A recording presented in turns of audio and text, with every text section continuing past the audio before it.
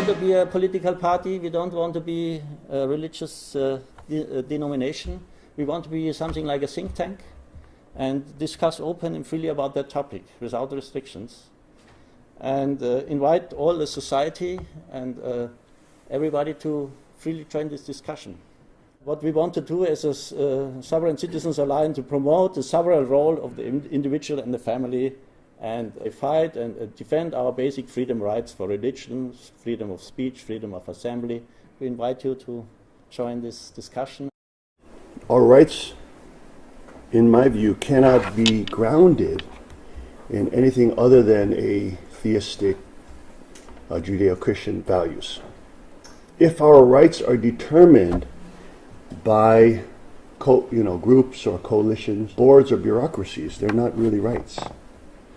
They're simply privileges that are given to a lesser population. Our rights have to be rooted in God.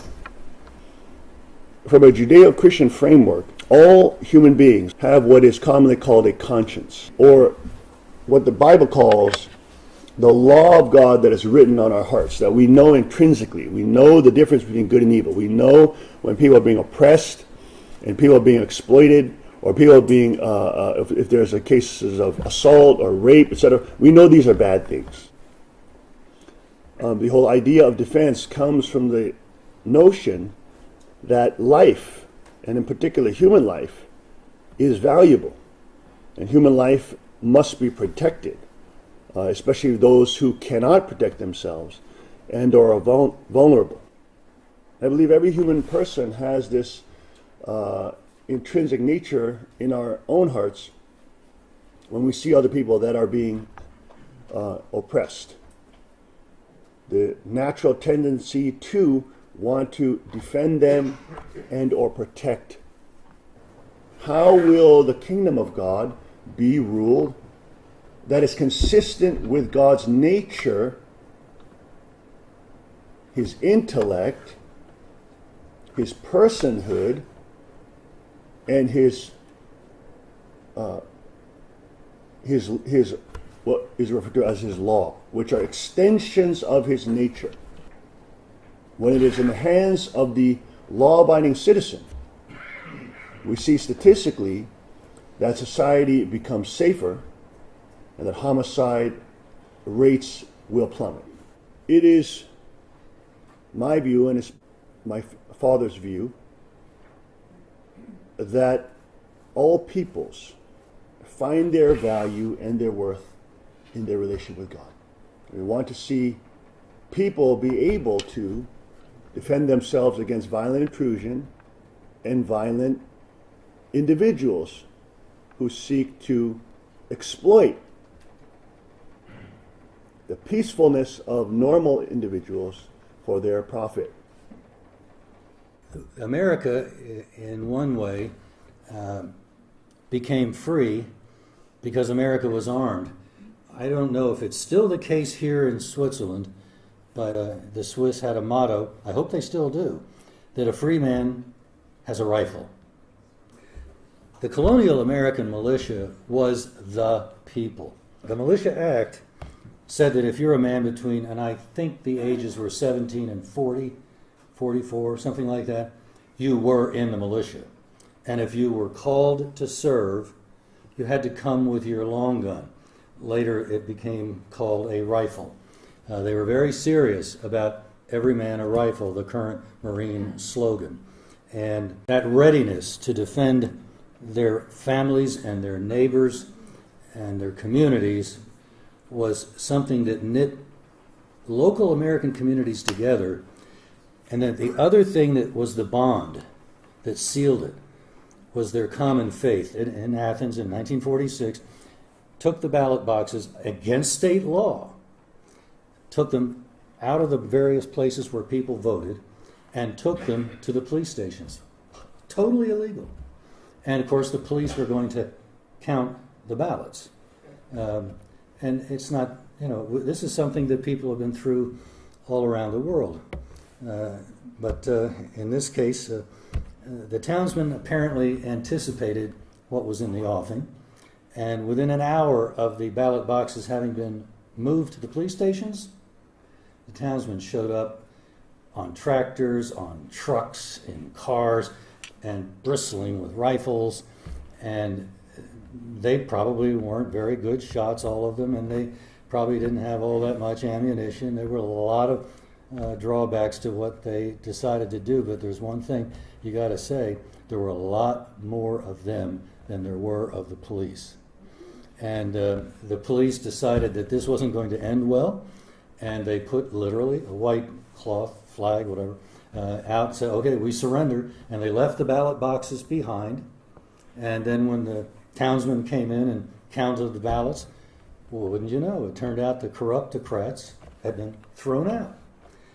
Never would have happened had there not been an armed populace with the same mentality our forefathers had in the 18th century. Patriotism goes with a sense of nation and also kingship. We got very used to accepting democracy as the normal form of politics. But actually, a true kingdom, this is what Jesus prayed, thy kingdom come. He did not pray, thy republic come.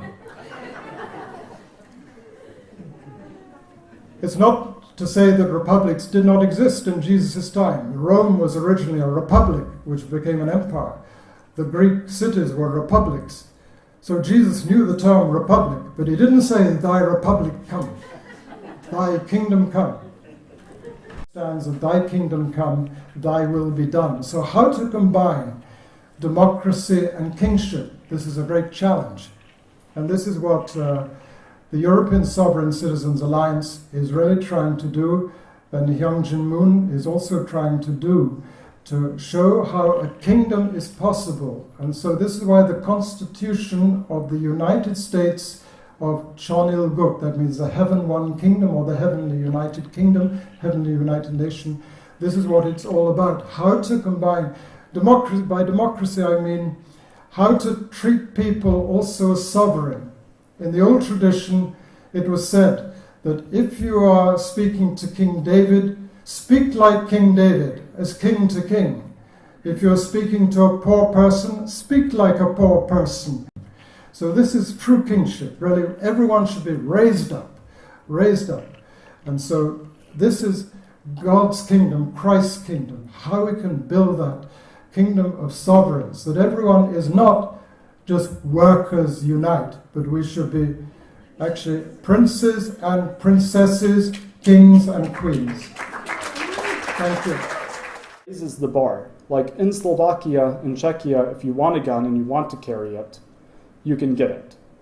You know, it's legally possible, but it requires, you know, forms to be filled out and everything. And like any other government regulation, that slows people down and puts some people off. I mean, you know, with this immigration thing, one of my friends, she was having trouble being able to sleep at night because she was imagining, you know, all of these immigrants are going to rise up and, I don't know, attack. I told her, look, you know, I don't have this problem. I don't really worry about these things, but, you know, I also, if anyone attacks me, whoever they are, I have a way to defend myself. So if you want to sleep at night, you know, go get a gun. But she never did that. That was like, you know, too much effort to get to that point. And in here in the EU, I'm going to cite the EU, not to disparage anyone, but referendums have come out in gun bans that have been very, very stringent here because the object was to think about the defense of a society to keep guns away from everyone so that they're not vulnerable to crime or terrorist attacks. However, none of those gun bans today stopped any of the massacres that you all are familiar with. Anybody here from France? All they did is succeed in stopping lawful citizens from defending themselves and defending other people. So I'm going to talk about a civilizational disparity. Here you have two very small countries, same population. One of them is exceedingly stringent in banning guns from the citizens, and one of them allows the citizens to own firearms. In fact, it's required. With the one that bans the guns. You have the highest, Honduras has the highest homicide rate in the world. I would never go there. So when you hear some people saying that we have some type countries and it makes news, I would like to see if they'd like to go there and move. I don't like people criticizing my president. I'm sorry. Switzerland, on the other hand, requires citizens to own guns. You have the lowest homicide rate in the world. Did you know that? You know, people don't just go around shooting each other around here. It's kind of a nice thing. So, parents nurture the lives of their children. They're the source of love, life, and protection. Like we have a lot of parents here. Okay? They protect life, give love, and nurture. So where does happiness come from? Without a protected domain, life is threatened. And when life is threatened, love cannot manifest itself. Now, this coming from a man who survived the death camp in North Korea. It's kind of hard to argue that. So I said, now it's time to stand up. And I'm already grown old, but I have 4 children, and I don't want to leave this world as it is. So things didn't turn out for the better. So we have friends here, and we said, okay, we do something. We create a European Sovereign Citizens Alliance, inspired by our pastor. So if you find that idea supportive, please support it in whatever way you can, with your opinion, with your writing, blogging, your financial contribution, whatever. Thank you very much.